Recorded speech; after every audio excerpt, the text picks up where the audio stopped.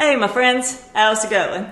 Last year I made a video on baking a turkey for Thanksgiving.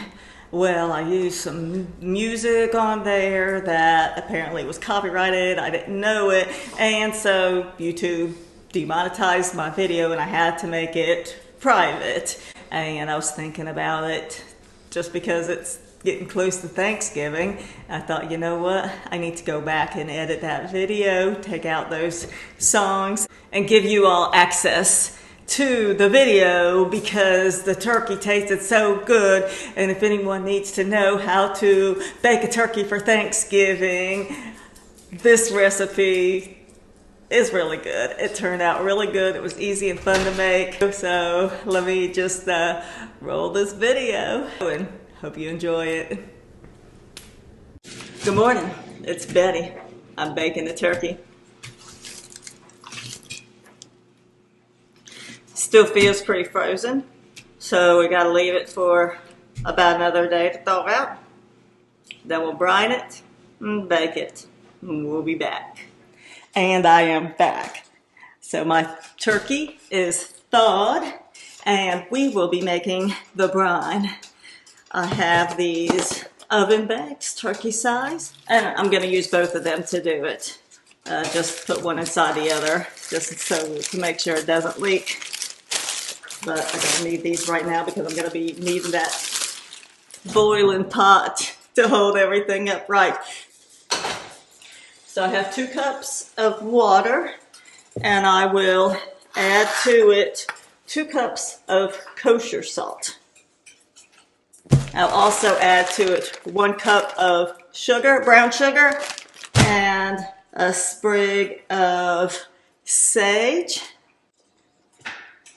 sprig of thyme, not this much sage, that's way too much. Sage, thyme, and some rosemary. And throw this in the boiling pot along with the salt and sugar. We'll mix it up until the sugar and salt is dissolved, and then we'll pour it in the turkey bag.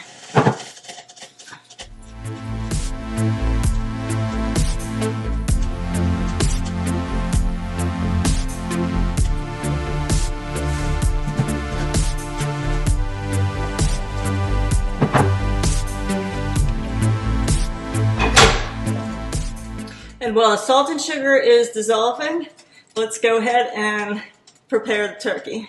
There's 2 holes here. It says we'll just pull them apart and it should open up.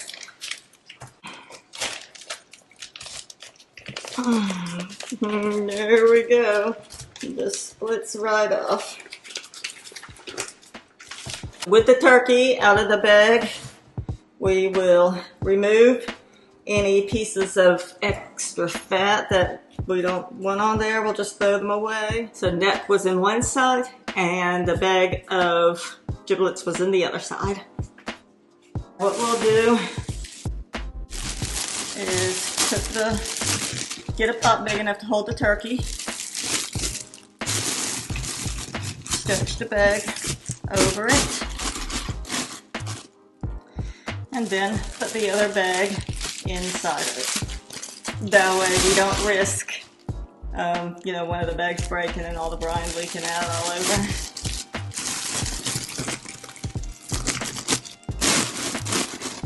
Okay, now the brine mixture it's done, it's dissolved, it's cooling down. It needs to be 4 quarts of water in all. So there was 2 quarts in there, and then I'll get 2 quarts of cold water to pour in to cool that mixture down before pouring it in the bag. And this is our brine mixture. That's what it looks like. Now I will put the turkey in the bag and then pour the brine mixture on top of it. Now I'm wondering what the best way. If I put it in with the cavity up and then fill the cavity with the brine, probably be the best bet because that way it'll soak off the meat. If I put it breast up, then there could be an air bubble and the brine may not get in the whole turkey. So We'll toss it in here. Leg up.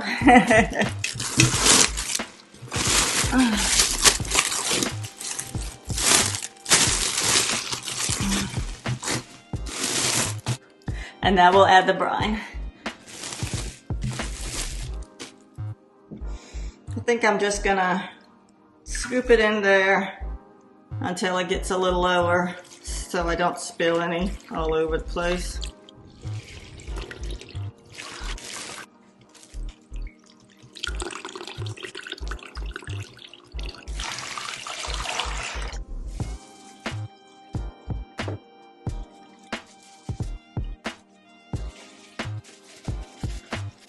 I will tie the bags up and put it in the refrigerator for around 17 hours. So tomorrow we'll take this out and prepare it for roasting.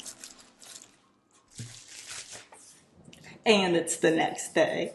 The turkey has been soaking in the brine in the refrigerator overnight, and now we will prepare the butter that goes under the turkey skin, between the meat and the skin, and on the top as well, to make that skin crispy and brown and flavorful, and make the whole turkey flavorful. So what I have is garlic, salt and pepper. I have 2 cups of butter,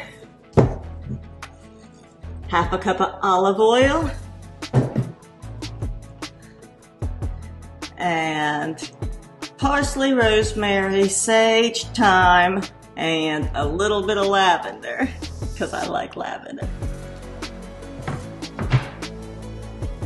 We'll put it all in the food processor, grind it up, make a flavored butter out of it, and we'll put it in this bag that I have in this cup, so we can make almost like a frosting thing that we're gonna squeeze the butter into the turkey with. So let me grind this up.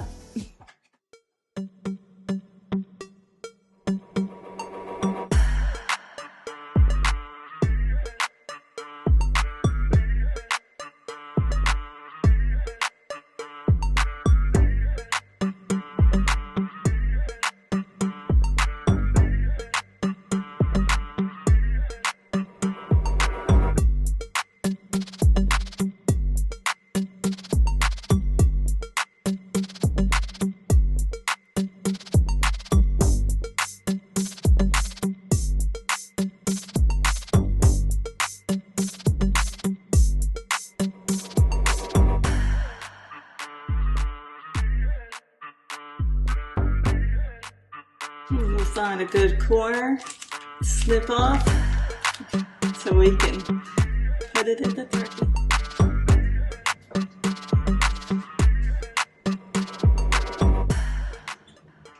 I will take the turkey out of the brine, drain it, and pat the turkey dry.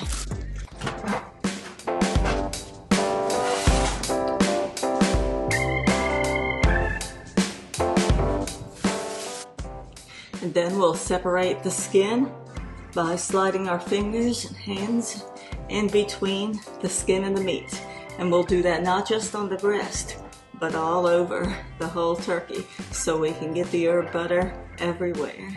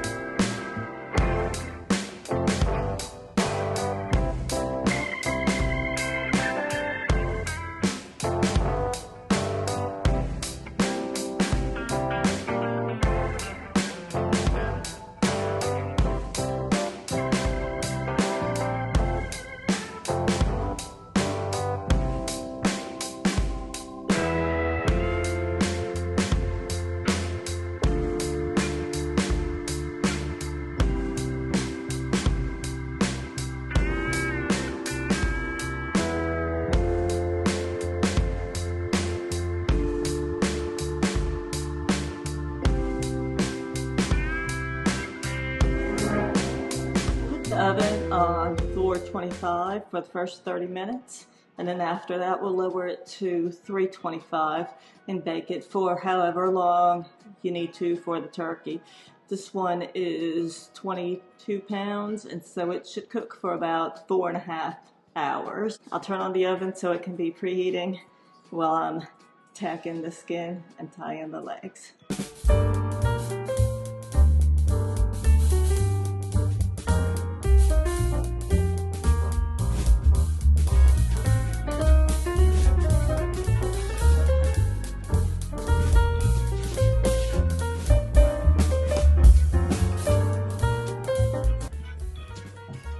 And here is our turkey all ready to go in the oven. This was a little bit more messy than I had anticipated, but all that butter is gonna melt and crisp up that skin, and it's a catalyst to hold all those herbs and flavorings on the meat so it can get really juicy and tasty. So let's put it in the oven and we'll see you later today. And I'm back, and it's been 4.5 hours later. Actually, it's been about 4 hours and 45 minutes later. Let's check and see if this turkey is done all the way. I have a meat thermometer.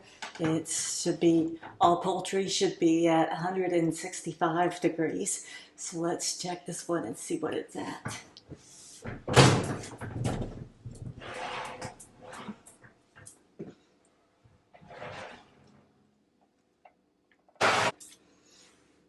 Now look at that.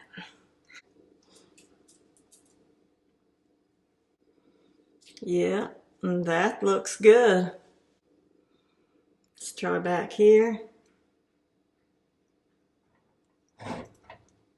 So it's at 170 degrees, perfect temperature, not gonna dry out. I'm gonna wrap this thing up in foil, keep it nice and juicy. We'll let it cool off, and it'll be time to eat. Thanks for watching. You all have a wonderful day and a happy Thanksgiving. Take care. Bye-bye.